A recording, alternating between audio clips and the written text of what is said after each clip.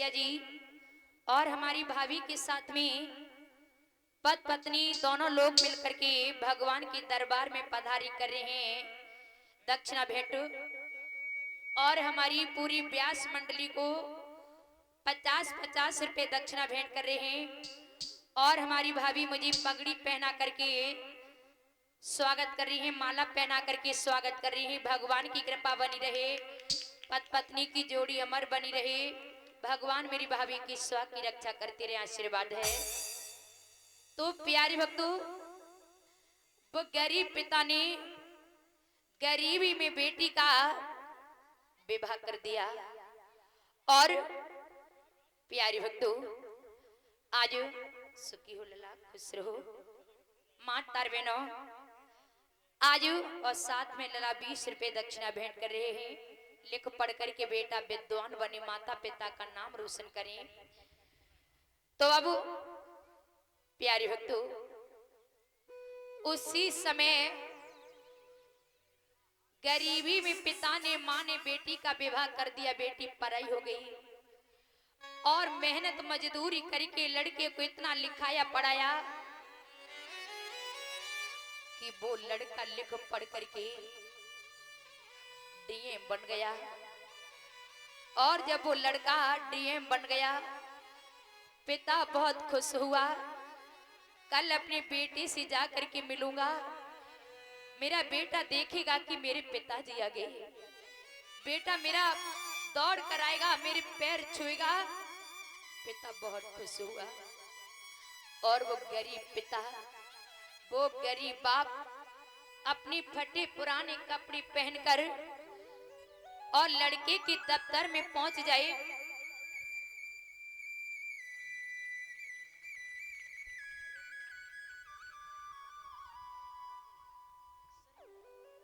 और हमारी सुरेंद्र भैया जी माला डाल करके स्वागत कर रहे हैं। चिरंजीवी भव, निरोग जीवन बने, मन प्रभु के चरणों में लगा रहे, भगवान भैया जी पर करते रहे अपनी कृपा। तो आज उसी समय वो गरीब पिता अपने फटे पुराने कपड़े पहनकर लड़के के पास में आ जाए।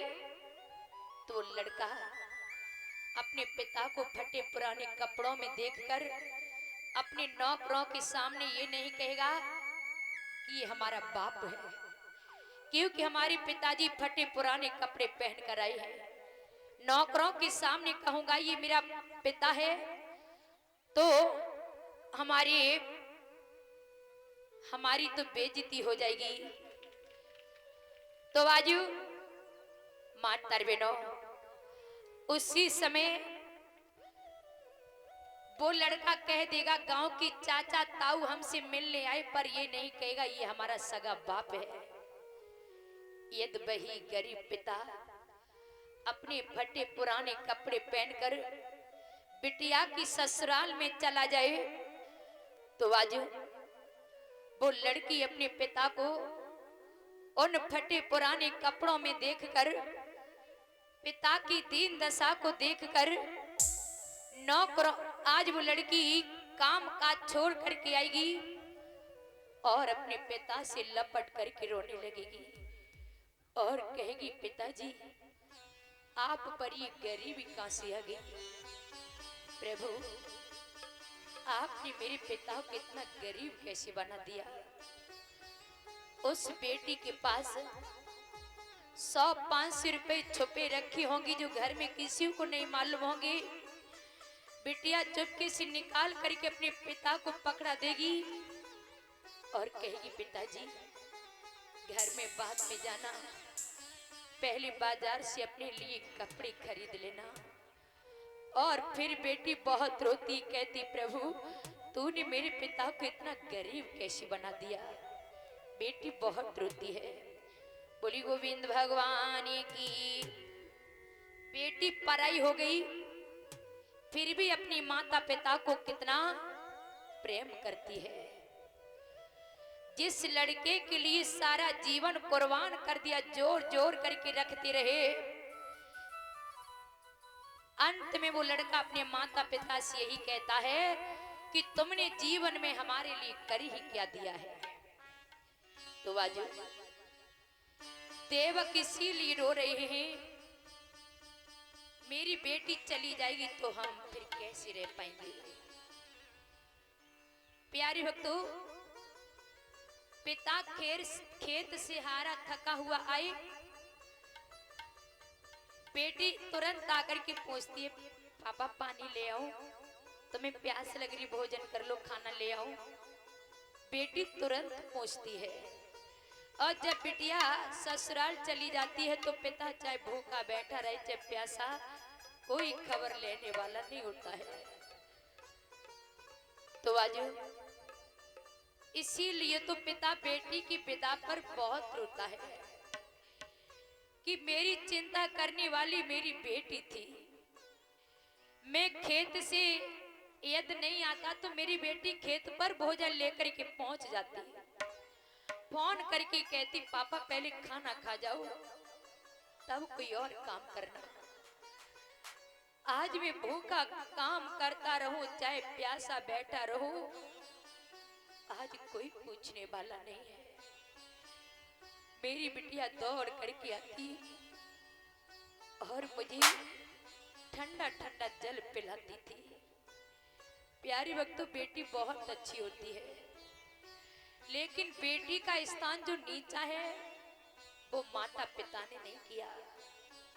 इस दहेज बैरी ने बिटिया का स्थान नीचा कर दिया। दहेज इतना हो गया कि गरीब माता पिता के घर में बेटी का जन्म हो जाए तो माता पिता दुखी हो जाते हैं।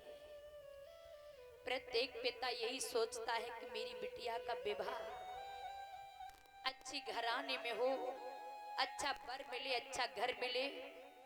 प्रत्येक पिता यही सोचता है।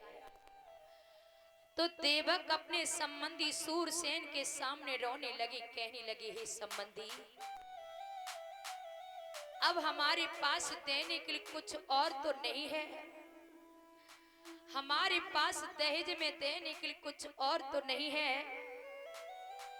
सिर्फ एक बेटी रतन है और बेटी रतन वो मैं तुम्हें सौंप रहे हैं कि बेटी बाबुल के दिल का टुकड़ा। बेटी तो पिता के दिल का टुकड़ा होती है।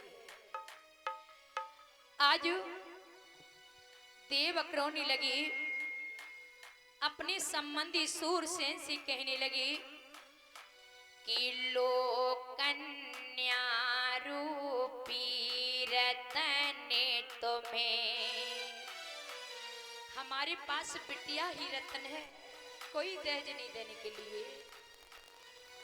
वो आज समर्पित करता